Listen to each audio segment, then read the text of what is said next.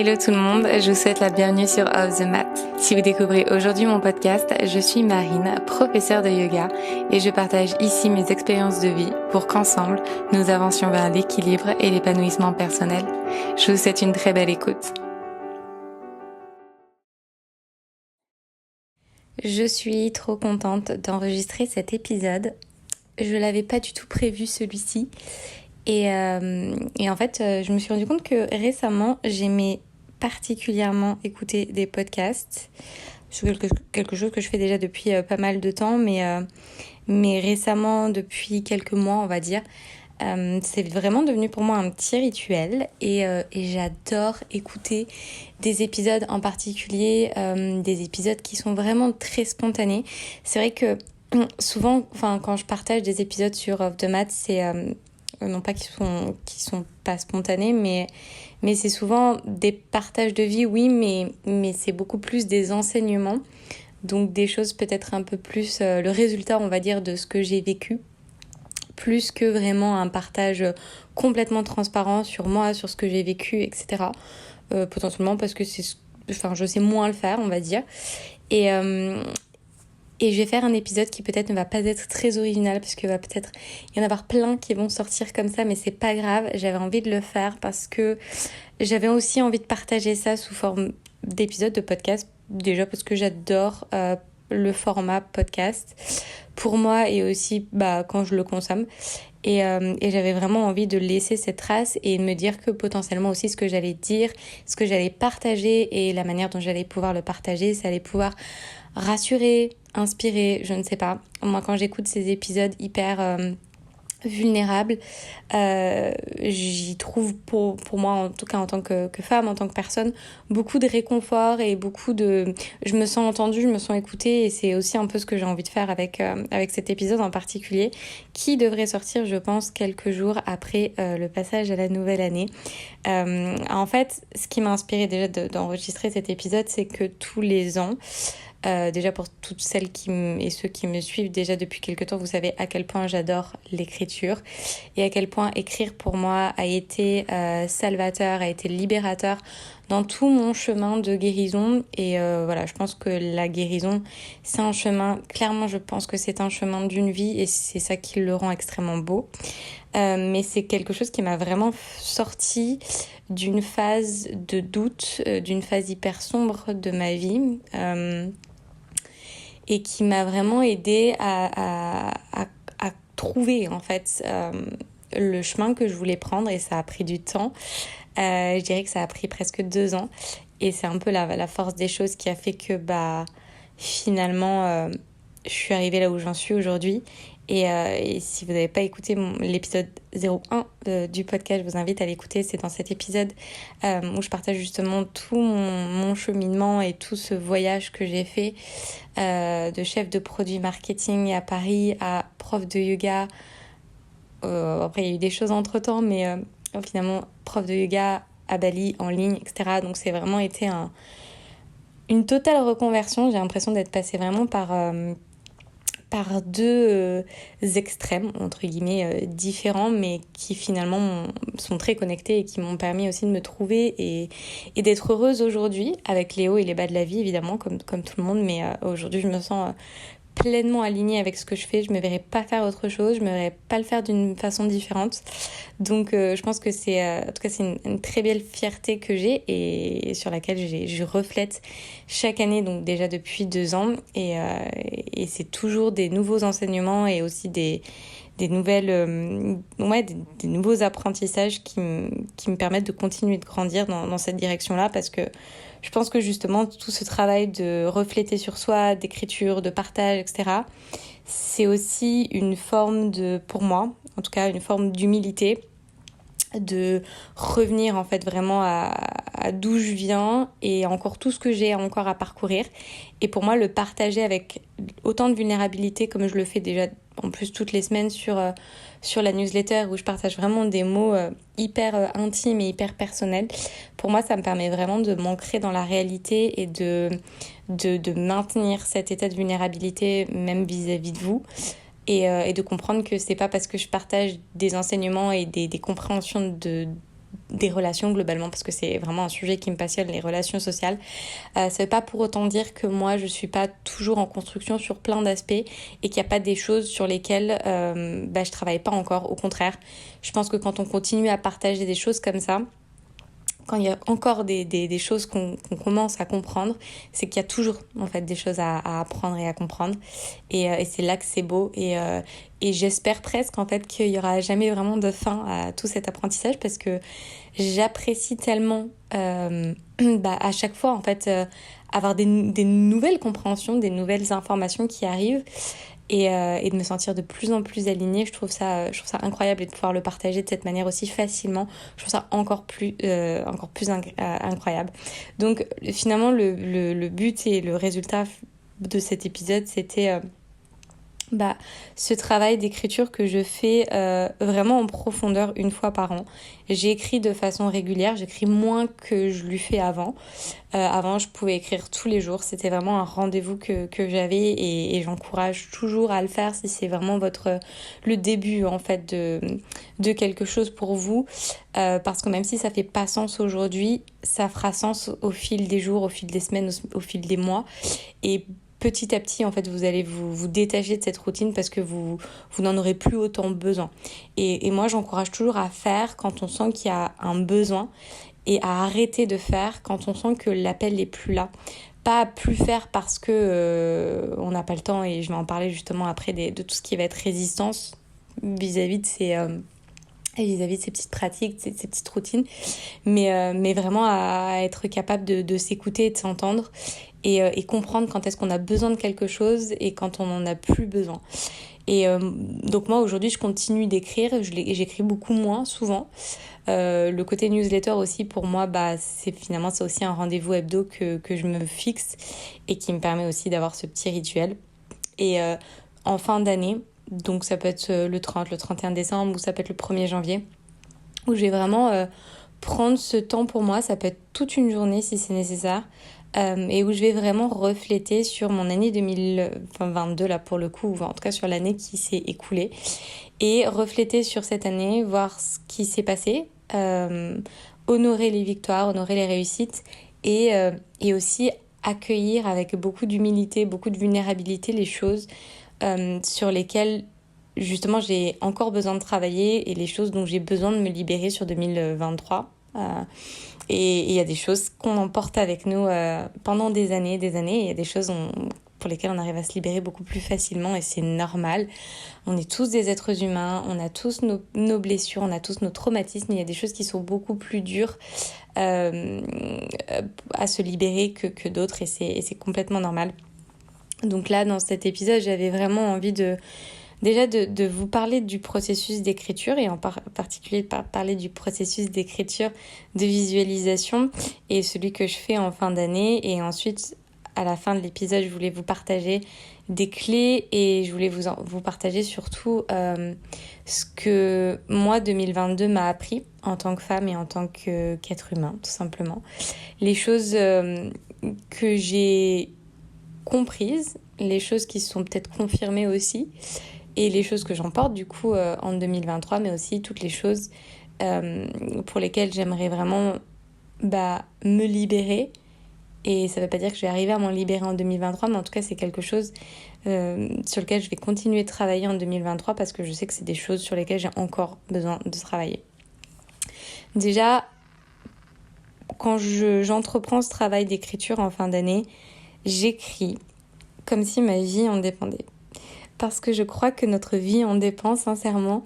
Quand on entreprend ce travail en profondeur d'écrire, refléter sur tout ce qui s'est passé en 2022, se dire ok, là je vais créer la vision de la vie dont je rêve, de la vie à laquelle j'aspire pour l'année prochaine. Pour moi, ta vie en dépend tout simplement. Tu vas dessiner des lignes, tu vas visualiser, tu vas projeter la vie dans laquelle tu vas t'incarner l'année prochaine. Et c'est juste l'environnement, en fait, le contexte dans lequel tu vas évoluer, et c'est dans ce contexte-là que tu vas planter toutes les graines de ton bonheur, et c'est dans ce contexte-là que vont éclore tes fleurs, tes pétales, etc. Donc c'est juste la base et donc ta vie en dépend, même si ça paraît très grand, mais c'est le cas. Et je pense que c'est important de le faire en fait avec beaucoup de vulnérabilité. S'autoriser, et je pense que ce verbe s'autoriser, moi c'est un mot que j'utilise pour moi-même en permanence, c'est s'autoriser à. C'est comprendre que tu mérites, que tu as le droit de rêver, que tu as le droit de rêver très grand. Tu as le droit de ne pas t'auto-censurer, que tu as le droit de croire en fait que ces rêves ne sont pas vraiment des rêves, que ces rêves sont complètement des projets que tu vas pouvoir atteindre. Et pour les atteindre, il faut que tu puisses les visualiser, il faut que tu puisses les voir.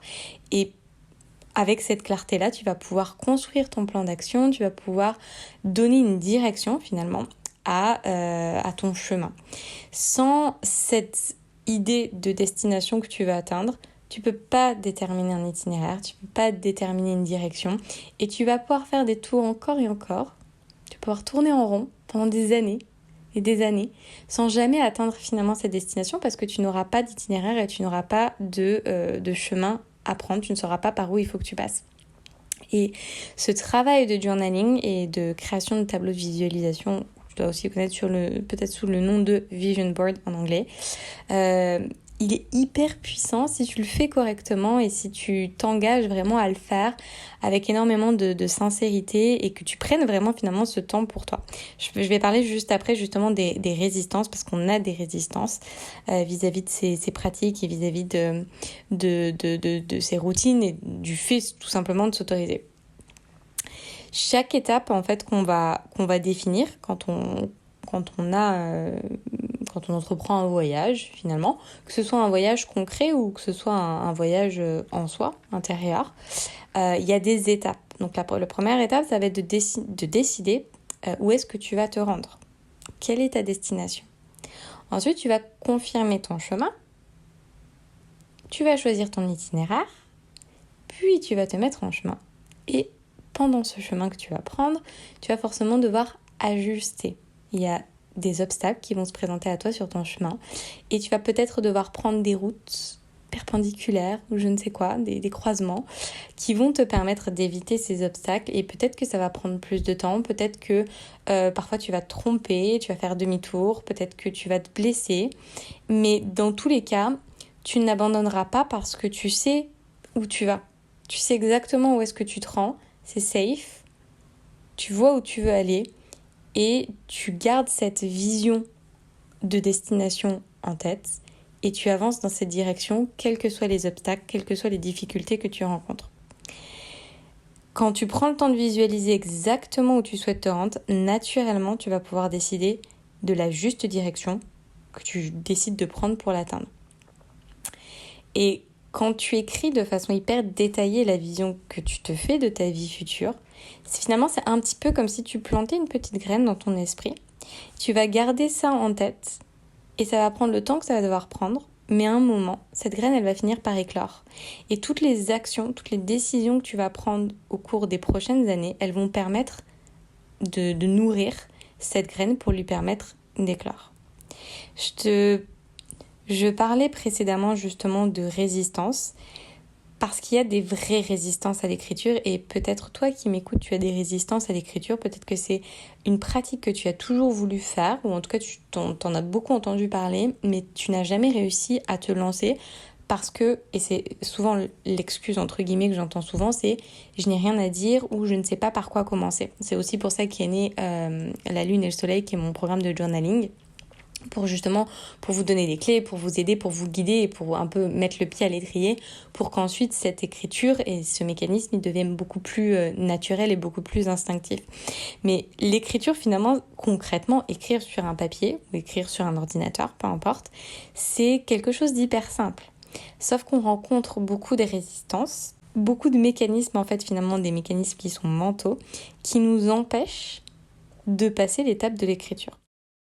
Je vais vous citer quelques-unes de ces résistances et n'hésitez pas à m'en partager d'autres si vous en avez d'autres en dessous de cet épisode, parce que c'est toujours aussi très personnel et d'ailleurs c'est très intéressant d'avoir conscience soi-même de ses propres résistances. Déjà, je pense que c'est une très grande étape au dépassement de cette résistance pour ensuite mettre le pied à l'étrier.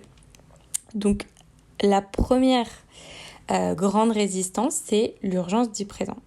Combien de fois vous dites aux autres, j'ai pas le temps, j'ai trop de choses à faire, je peux pas aujourd'hui, j'ai pas le temps de prendre du temps pour moi, pour écrire, pour réfléchir, pour penser, pour structurer, c'est une perte de temps et c'est pas le bon moment, j'ai pas le temps, j'ai d'autres priorités, en plus c'est la fin de l'année, il y a plein de choses à organiser, plein de choses à faire, bref, j'ai pas le temps.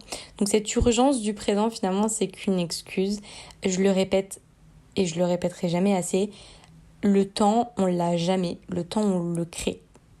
Toutes tes priorités dans la vie, si tu choisis de prendre du temps pour toi, si tu estimes que cette pratique, que cette petite routine d'écriture que tu vas faire aujourd'hui, elle est importante, voire même elle est vitale pour la suite de ta vie, alors crois-moi que tu feras cet exercice.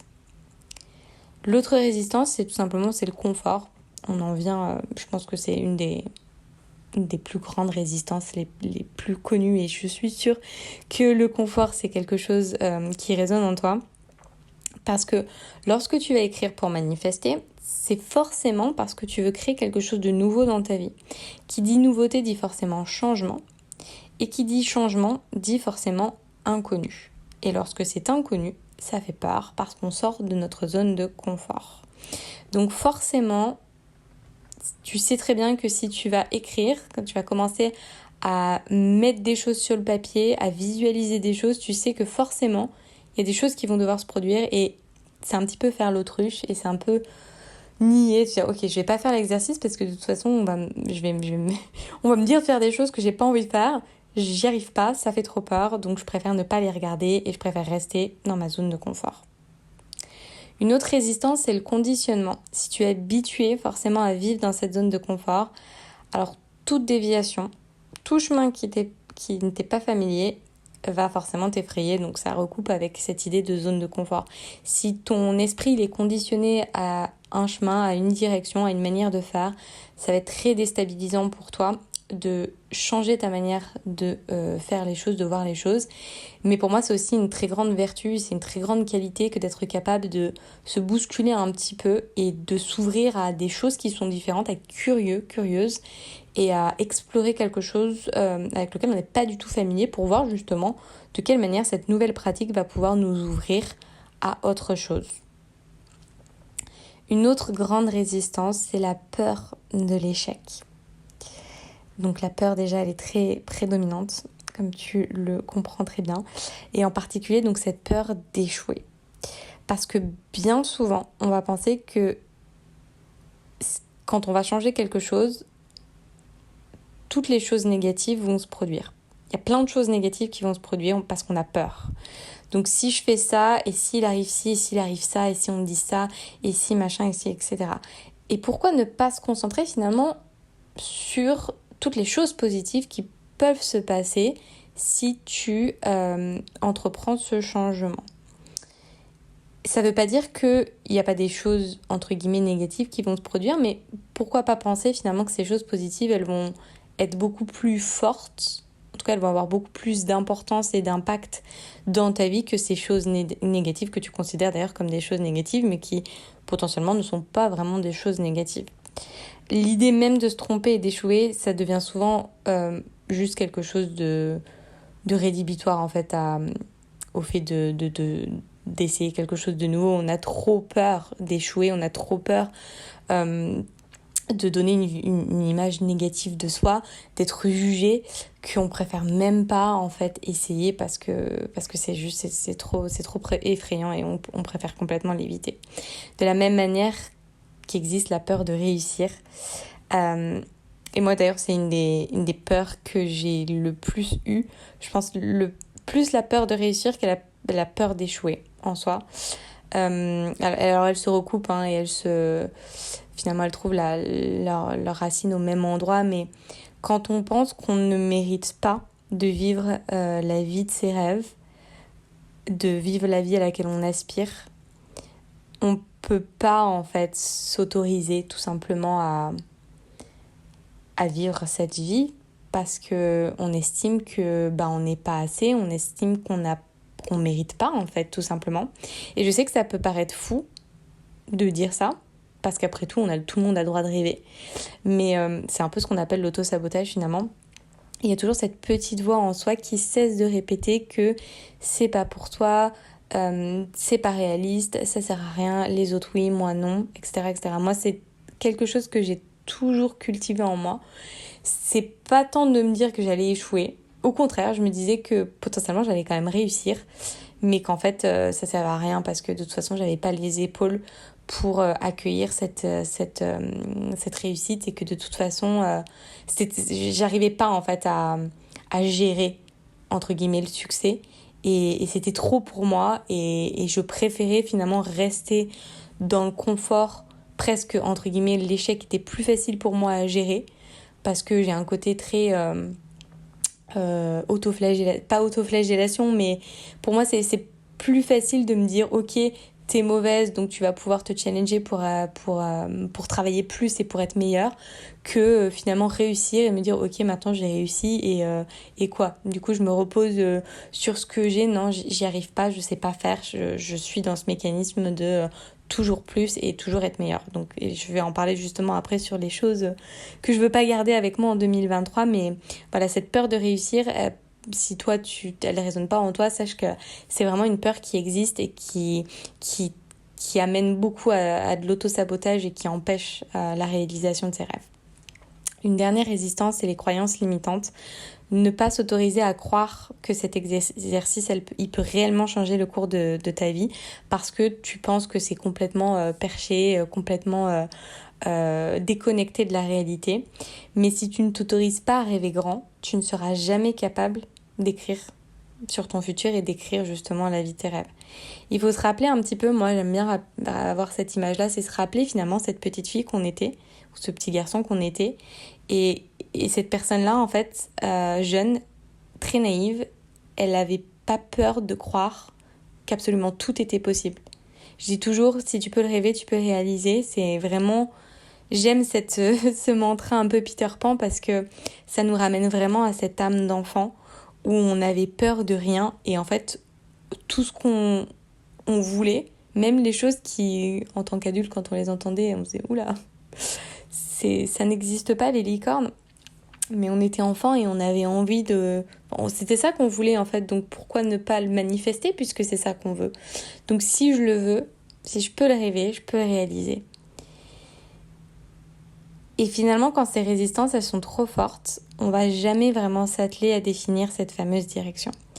Tu ne t'autorises pas à laisser cette vision devenir réalité simplement parce que tu ne l'inscris pas dès le départ dans ton vision board, même ton vision board de l'esprit et celui qui est ancré dans ton mental. Et finalement, le départ, c'est maintenant.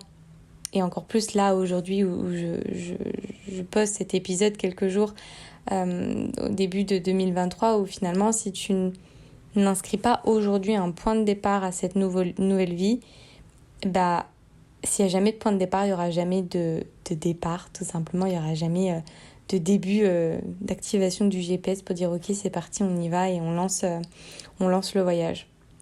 Pendant très longtemps, je me suis empêchée de rêver.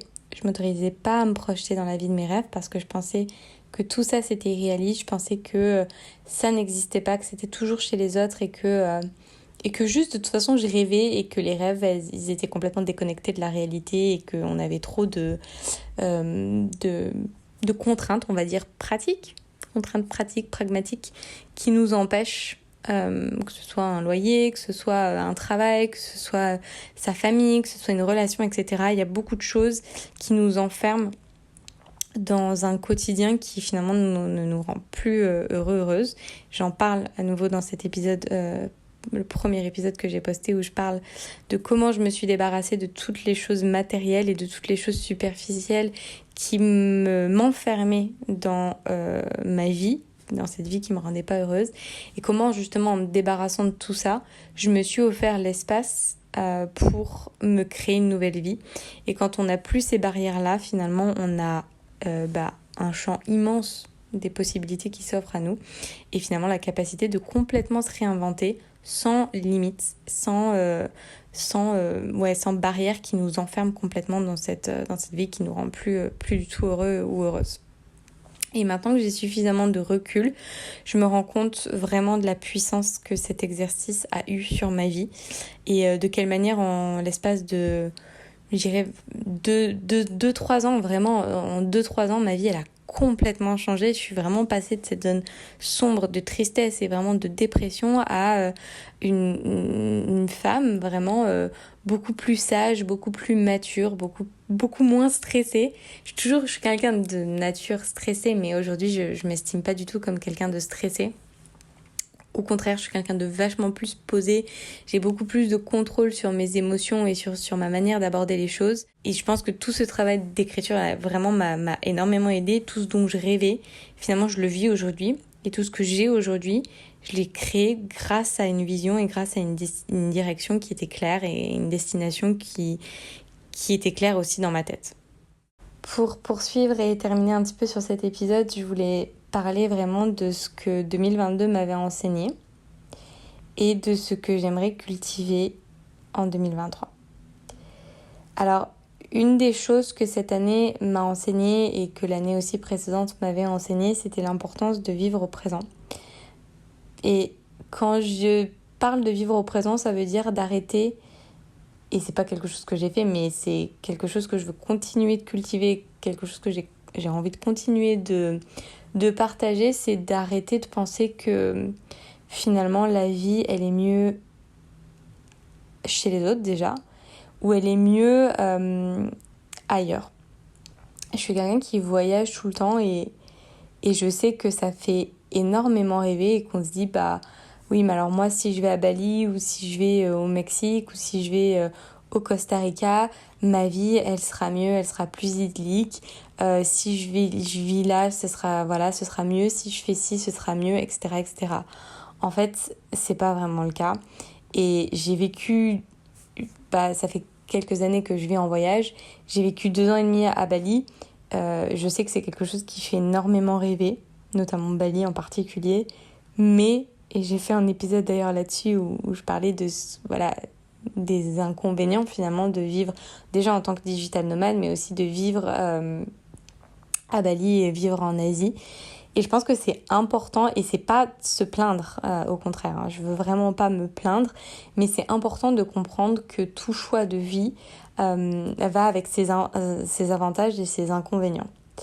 Et c'est hyper important d'honorer ce qu'on a à cet instant présent. Et quand je dis honorer, c'est d'embrasser et de câliner ces choses que vous avez à cet instant présent dans votre vie. Parce que si vous êtes là où vous êtes aujourd'hui, il y a une raison déjà. Et ce que vous vivez, la vie que vous vivez, elle est merveilleuse et elle est magique. C'est tout ce qui rendra cette vie magique, c'est vous qui allez décider de le rendre magique. Vous pouvez vivre à Bali, vous pouvez vivre au Mexique, vous pouvez vivre à Los Angeles, vous pouvez vivre n'importe où. Si dans votre esprit, vous continuez de cultiver l'idée que l'herbe ou le bonheur est mieux ailleurs, alors vous ne serez jamais heureux et heureuse là où vous êtes. Comprendre que là où vous êtes aujourd'hui a le potentiel de vous rendre heureuse et heureux, et justement d'envisager les choses et la situation dans laquelle vous êtes comme étant votre situation et votre vie, et de quelle manière vous pouvez utiliser cette vie aujourd'hui pour faire en sorte que votre bonheur soit encore plus, plutôt que de projeter l'idée que en étant là ou en faisant ci ou en étant avec telle personne, vous serez plus heureux et plus heureuse, parce que vous vous rendrez largement compte par l'expérience que ça ne vous rend pas heureux et heureuse. Et moi, je pense que c'est aussi quelque chose, j'ai eu besoin de voyager autant et j'ai eu besoin d'expérimenter tout ça aussi pour me rendre compte que finalement, je dis pas que je veux retourner vivre en France, c'est pas du tout ça, c'est quelque chose, pour moi c'est un truc que j'ai compris. La France me correspond pas. Il y a des choses en France qui sont hyper importantes pour moi, mais j'ai trouvé le moyen de m'y connecter d'une manière qui est un petit peu différente et trouver aussi des compromis, des choses comme ça. Mais l'idée, c'est de se dire que on peut être n'importe où dans le monde. Si on continue de cultiver l'idée que le bonheur, il est ailleurs, on n'est jamais heureux et on ne sera jamais. Un autre enseignement, c'est de recentrer mon attention sur et vers ma famille et vers mes amis extrêmement proches. Parce que les années passent. Je suis encore jeune, j'ai 32 ans à l'heure où j'enregistre cet épisode. Mais le temps passe et les personnes qui nous sont chères vieillissent au même titre que nous-mêmes on vieillit.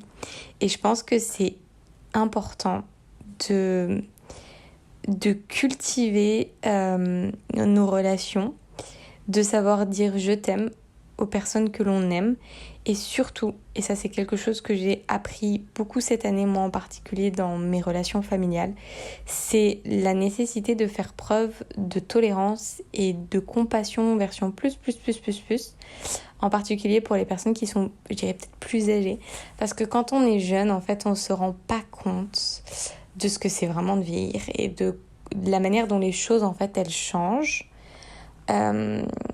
Chez les personnes qui je dirais presque, je sais pas si c'est qui deviennent seniors, je sais pas si c'est des termes qu'on va apprécier si je les utilise, mais bon, c'est un peu des termes pour catégoriser et j'aime moins, mais ça reste une réalité. Quand on vieillit, en fait, il y a beaucoup de choses qui changent. On prend énormément conscience de choses. Moi, je sais quand j'étais très jeune, quand j'étais ado, je pense que j'avais un grand manque de tolérance vis-à-vis de mes grands-parents. Mes parents étaient encore jeunes, je vais dire, à ce moment-là. Mais j'avais pas conscience. Il y avait presque une forme de manque de respect, presque, j'ai envie de dire. Et à mes 32 ans, je dirais pas que je regrette parce que quand on est jeune, tout simplement, on n'a pas la conscience et la connaissance d'eux. Mais aujourd'hui, à 32 ans, je fais preuve d'énormément de compassion. Ouais, c'est le terme, la compassion. Et je trouve que la compassion et la tolérance, vraiment. Et c'est des choses que j'ai envie de continuer de cultiver encore plus et mettre mon ego de côté, mettre mes sentiments peut-être je sais pas, de petite fille, mais voilà, aujourd'hui on est adultes. Et je pense que beaucoup d'entre vous qui m'écoutez, vous êtes adultes et c'est difficile parfois de se dire qu'on n'est plus une enfant, qu'on n'a plus d'excuses et que ça y est là, maintenant il faut se retrousser les manches, il faut arrêter de se plaindre de sa situation ou tout simplement essayer de se trouver des excuses. On n'est plus jeune, on n'a plus cette naïveté d'ado ou de pré-adulte.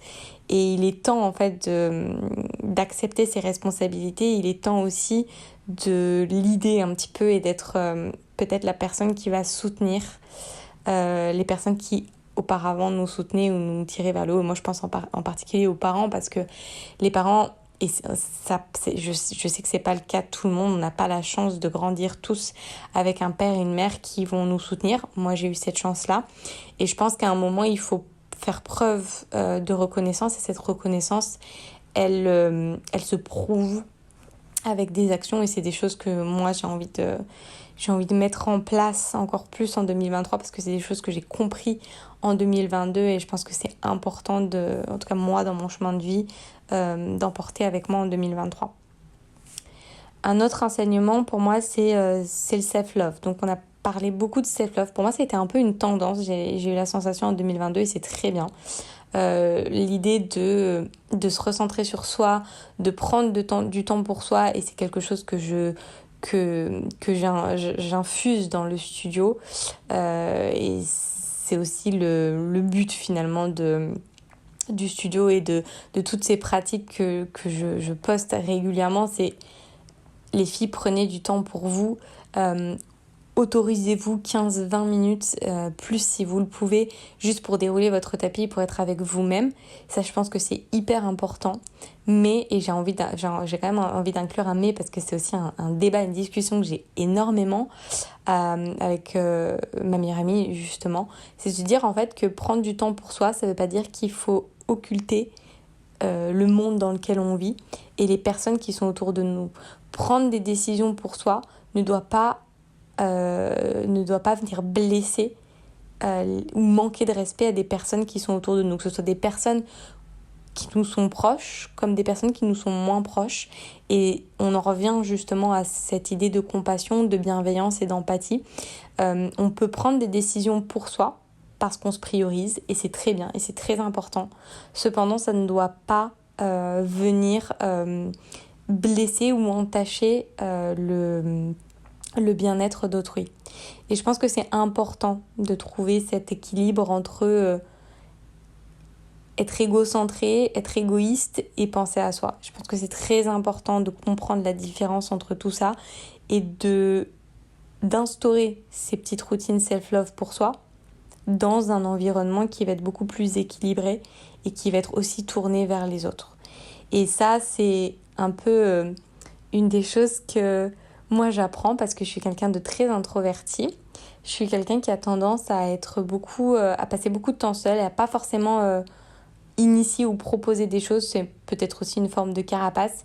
Et en 2023, j'aimerais être un peu plus, je dis pas que c'est dans le risque, mais être un peu plus out there.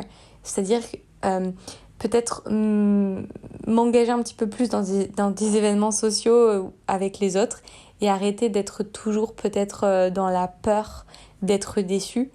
Et je suis quelqu'un, hein, vous le savez, je pense, de naturellement très ouverte aux autres.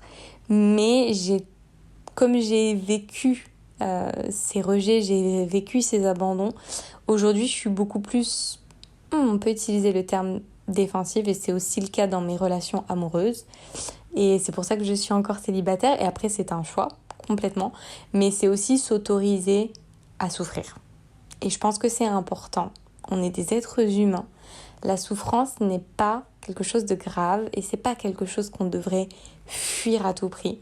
Parce que souffrir, c'est quelque chose de complètement naturel et on a besoin de souffrir à un moment. Parce que souffrir, c'est aussi s'autoriser à être vivant et c'est s'autoriser à vivre des choses. Et c'est quelque chose que j'ai envie de m'autoriser un petit peu plus. J'ai envie de m'abandonner un petit peu plus à la peur de... parce que les relations sociales, pour moi, ce sera toujours quelque chose qui sera complexe. Je pense que c'est toujours quelque chose qui sera complexe pour tout le monde.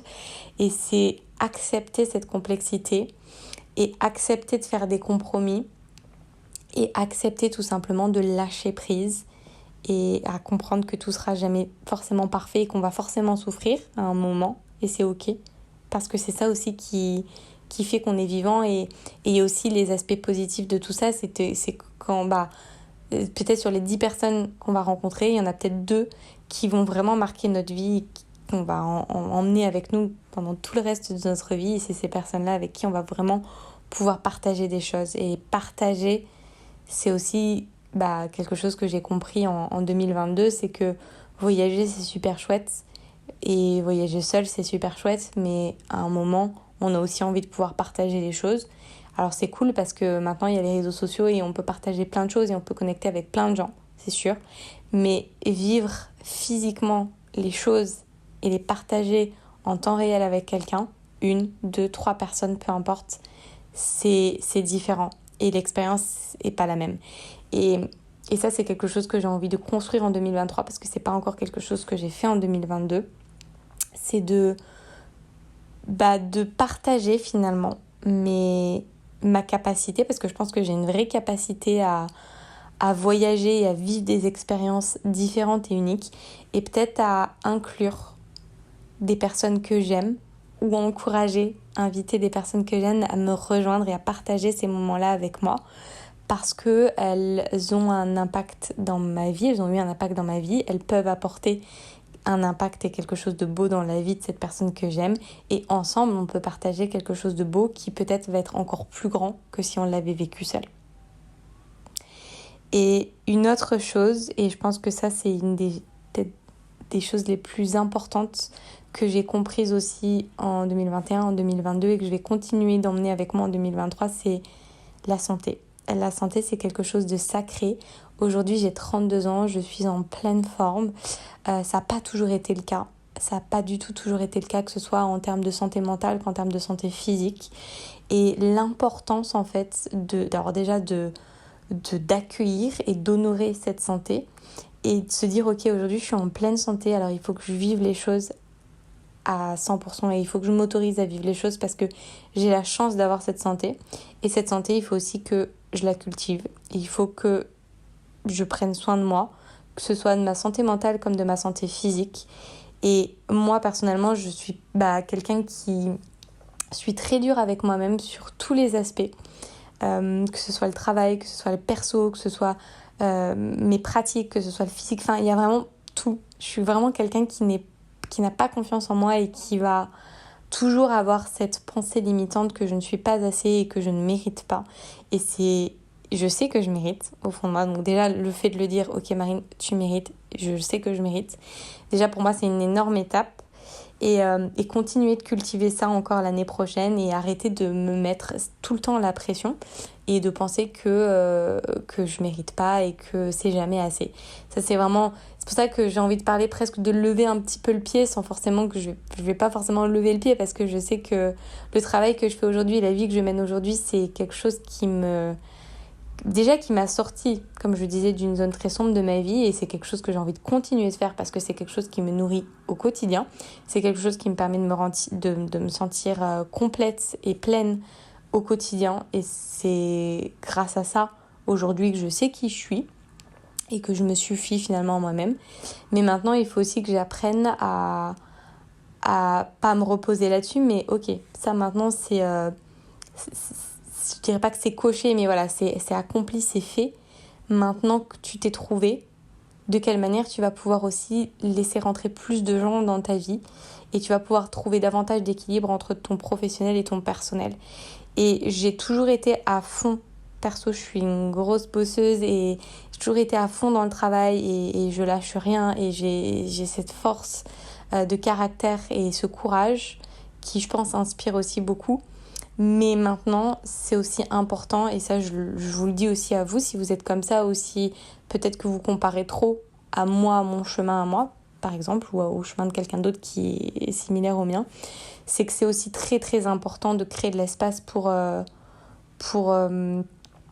les relations sociales.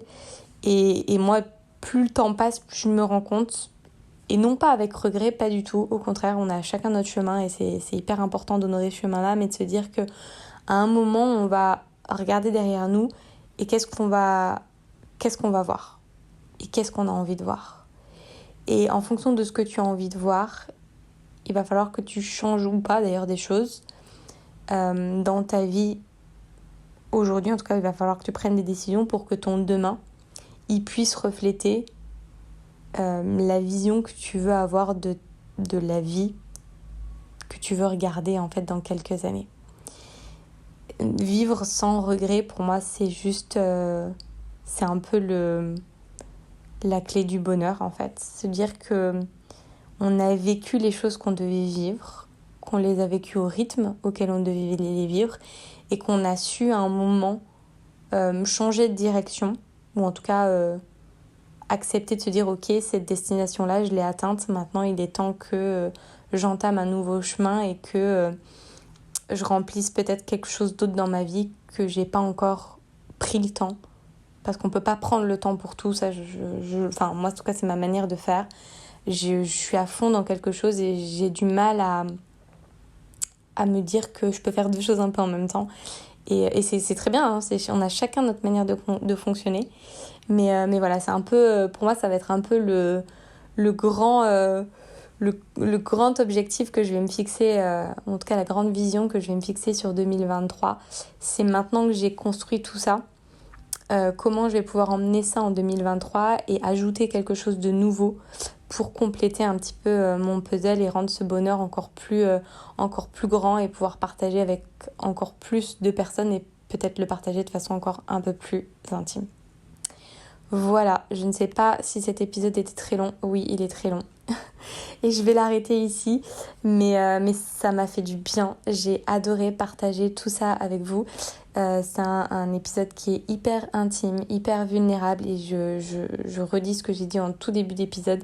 Pour moi, c'est hyper important de vous partager tout ça et de vous montrer. Et d'ailleurs, on parle toutes souvent D'ailleurs, vous peut-être qui m'écoute, toi qui m'écoutes, peut-être qu'on s'est parlé plein de fois déjà sur Instagram, parce que je parle beaucoup sur Instagram ou par mail. Et j'adore que vous rebondissiez sur les newsletters que j'envoie, que vous me partagez vos expériences ou que vous me disiez de quelle manière ça vous inspire vous à faire les choses, parce que ça rend ces partages beaucoup plus humains, beaucoup plus vrais. Et moi, c'est là-dedans à fond que j'ai envie de les intégrer.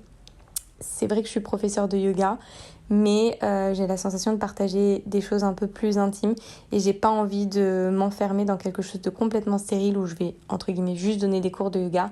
J'ai envie de continuer ces partages en 2023, j'ai envie qu'on continue de s'unir par cette vulnérabilité qui nous unit parce que on est toutes des âmes vulnérables, on est toutes des femmes, on a toutes à peu près le même âge, on a toutes des chemins qui sont différents mais qui se croisent et c'est à ces moments, à ces croisements-là que j'ai envie qu'on se retrouve, que ce soit en ligne, que ce soit via les podcasts, via le studio, via les retraites, tout ça pour moi ça donne du sens en fait à tout ce que je crée et je veux continuer de le créer en 2023.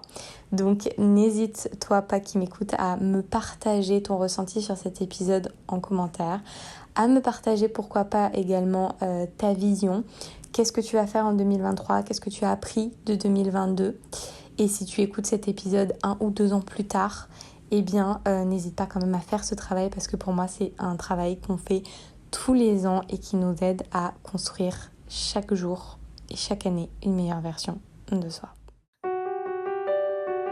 J'espère que ces mots résonneront en vous et qu'ils vous inspireront dans votre chemin de vie. Si cet épisode vous a plu, n'hésitez pas à écouter le reste de la playlist et à rejoindre dès aujourd'hui Luna, une communauté bienveillante que j'ai à cœur de guider chaque semaine vers le bien-être et la pensée positive au travers de mots doux inspirants. Encore merci pour votre écoute et je vous dis à très vite.